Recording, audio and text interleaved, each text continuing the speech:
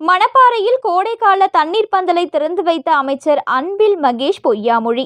வெயிலால் அவதிப்பட்ட பொதுமக்களுக்கு இளநீர், பழங்கள், வெள்ளரி, நீர்மோர், ரோஸ் மில்க் வழங்கிய திமுகவினர்.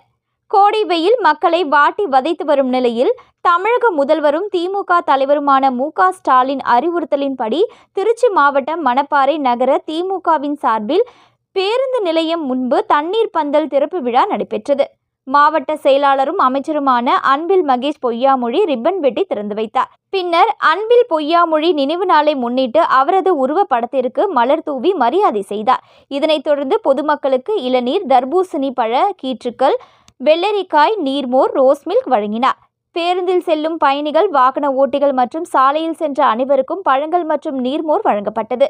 இதில் திமுக மாவட்ட அவைத்தலைவர் பன்னப்பட்டி கோவிந்தராஜன், மாவட்ட சுற்றுச்சூழல் அணி அமைப்பாளர் வழக்கறிஞர் கிருஷ்ணகோபால், நகர செயலாளர் மு.மா. செல்வம், மருங்காபுரி தெற்கு ஒன்றிய செயலாளர் சின்னடைக்கன் மற்றும் திமுகவினர் திரளாக கலந்து கொண்டனர்.